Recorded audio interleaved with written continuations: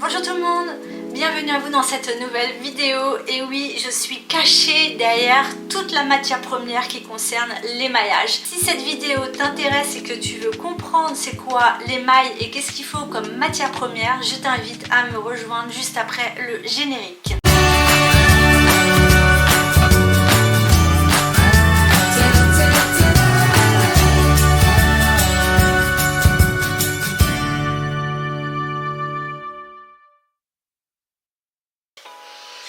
Bonjour, je m'appelle Virginie, je suis en CAP céramique pendant toute cette année 2025-2026 et dans mes cours de céramique, j'ai dû acheter tout ce qui concerne pour faire de l'émaillage et dans cette vidéo, je vais me servir de mes cours pour pouvoir mettre un peu de l'ordre dans tout ce que j'ai acheté, puisque le monde de l'émail, c'est un monde que je ne connais absolument pas et je n'ai jamais pratiqué de l'émaillage dans ma vie, et du coup toute ma matière première que j'ai achetée pour suivre mes cours, j'ai voulu faire cette vidéo pour mettre un petit peu de l'ordre, et du coup ça va me paraître beaucoup plus clair à la fin de cette vidéo qu'est-ce qu'un émail. Et pour vous qui suivez cette vidéo, peut-être que vous posez la question qu'est-ce qu'il faut acheter pour faire de l'émail. Donc on se retrouve tout de suite concernant l'émaillage. Alors je suis allée sur le bol, donc le bol formation. J'ai imprimé la fiche mémo qui va retracer un petit peu tout ce que je vais dire. Donc voilà, sur une feuille A4 recto verso, j'ai exactement tout ce qu'il faut que je vous dise. Dans cette vidéo, on va parler essentiellement de c'est quoi une formule d'émail avec toute la matière première. Je ne vais pas rentrer dans les détails puisque moi-même je n'ai encore jamais fait de l'émaillage. Donc cette vidéo, c'est juste pour vous montrer la matière première et vous dire aussi de quoi est composé un émail. Voilà comment est constitué d'un émail, et je ne vais pas rentrer dans les détails de tout ce que je vais vous dire. Ce n'est pas un cours sur l'émaillage, je pense que vous pouvez en trouver sur internet, et encore une fois n'hésitez pas à vous payer une formation Le Bol puisque tout est archi bien expliqué. Moi je vais juste vous dire c'est quoi la formule.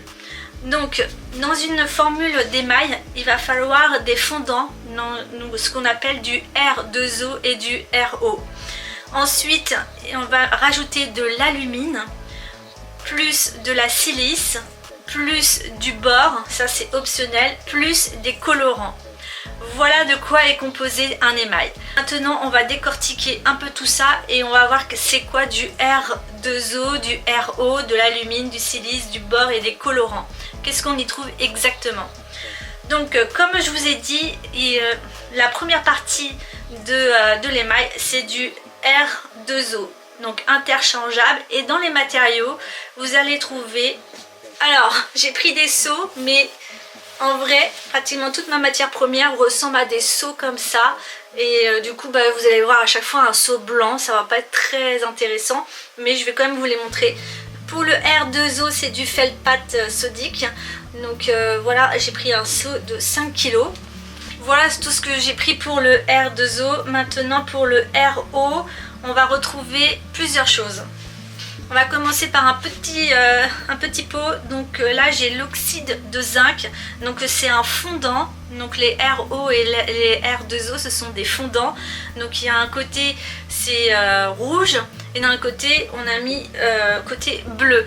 Et du coup là on est dans du RO et du coup là c'est des oxydes de zinc que j'ai pris. Vous avez du barium qui fait partie des RO fondants. Vous avez de la craie, donc du carbonate de chaux.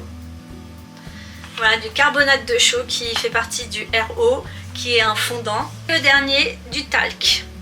Voilà, ça c'est du talc, et tout j'ai pris par 5 kg parce que j'avais une petite promotion dessus. Donc là on a vu tous les fondants qui sont interchangeables comme les R2O, et on a vu toute la partie donc, des fondants uniques qui font partie des RO. Ensuite il nous faut de l'alumine. Donc là j'ai pris du kaolin qui fait partie de l'alumine. Voilà. Pour former notre émail, il va falloir de la silice. Donc là j'ai pris un seau de silice. On va mettre tout ce qui est du bore, donc c'est optionnel. Du colémanite, donc là c'est au niveau du bord. Et pour finir, j'ai pris de la frite au niveau du bord de la référence 31-34. Maintenant, on va voir un peu tout ce qui est les colorants, qui est la partie, moi je trouve, la plus intéressante, qui va peut-être plus vous parler. Donc, au niveau des colorants, j'ai pris de l'oxyde de nickel. Voilà. Ensuite, j'ai pris de l'oxyde de fer rouge. J'ai pris du cuivre noir. Nous passons à du zircon. Au niveau des oxydes colorants, il y a tout ce qui est le chrome vert. Du chrome vert. Nous avons de l'étain, du titane, du manganèse, du cuivre et du cobalt. Dernière chose que j'ai à vous proposer qui est en plus, c'est un agent qui va faire un peu le côté plastique, faire fondre un peu pour rendre la chose, pour augmenter la viscosité d'un émail liquide. Il s'agit du bentonite. Voilà à peu près comment est constitué d'un émail. Donc nous avons les RO, R2O, nous avons de l'alumine, nous avons du silice et nous avons du bore et des colorants. Tout ça, ça forme un émail. Ensuite, je suis allée sur le site Glazy. Glazy, c'est un site qui est mondial où vous pouvez mettre tout ce qui est votre matière première. Donc je suis allée sur Glazy et j'ai rentré tout ce qui est ma matière première pour voir un peu tout ce que j'ai dans mon inventaire. Et ensuite, à partir de cet inventaire, je vais pouvoir construire petit à petit mes émaux.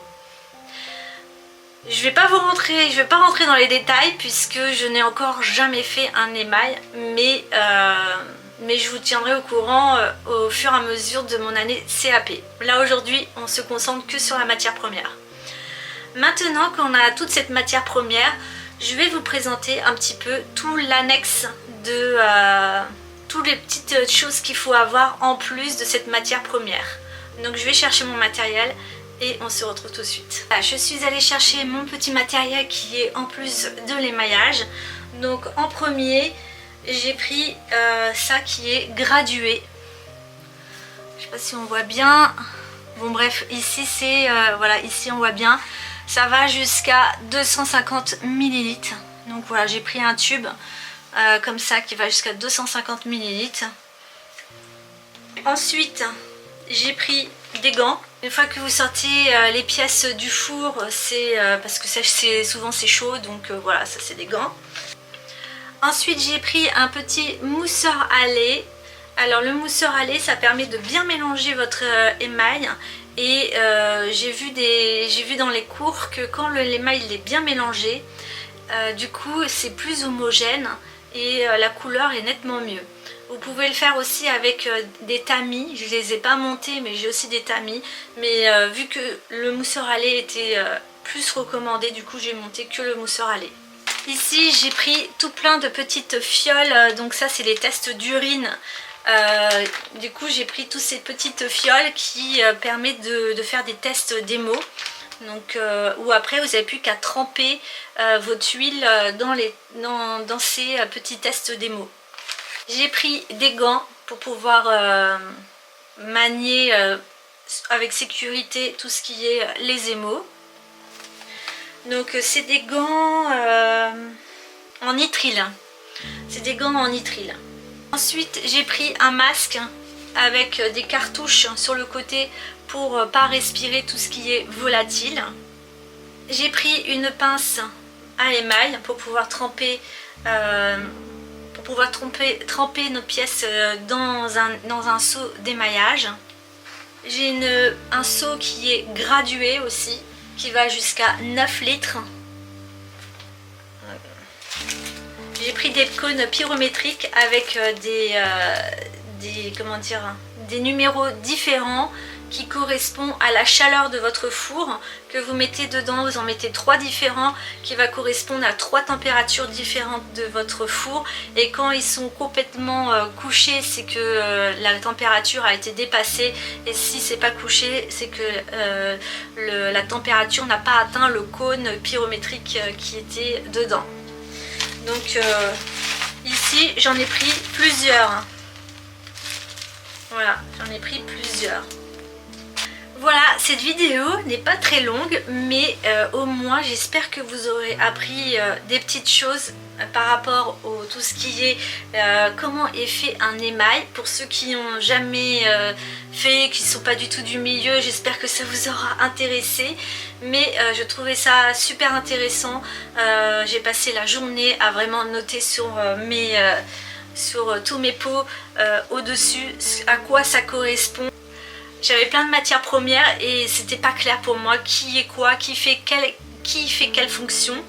Et du coup d'avoir écrit dessus sur chaque émau un peu les propriétés, bah maintenant c'est beaucoup plus clair pour moi. Je sais où je vais chercher mon bore, où je vais chercher mon alumine, où je vais chercher ma silice, où je vais chercher mes oxydes, où je vais chercher tout ce qui est mes fondants, et aujourd'hui c'est beaucoup plus clair. Donc je pense que là je suis prête pour commencer enfin à faire des fours et des émaux. La semaine prochaine, je pense que je vais commencer mes tout premiers tests de four. On va commencer le biscuit et on va essayer de faire aussi après une couverte, c'est-à-dire un émail complètement blanc. Il faut que j'écoute sur le site Le Bol, on a eu une visio, mais j'étais en stage, du coup j'ai pas pu suivre la visio. Donc il faut que je suive la visio pour tout ce qui concerne le premier émail. Et du coup on verra tout ça la semaine prochaine ou dans 2 semaines concernant l'émaillage. Je vous remercie de m'avoir écouté, j'espère que cette vidéo a été intéressante. N'hésitez pas à me le dire en commentaire et on se retrouve à la prochaine pour une nouvelle vidéo. Je vous embrasse bien fort, prenez soin de vous, bisous, bye bye.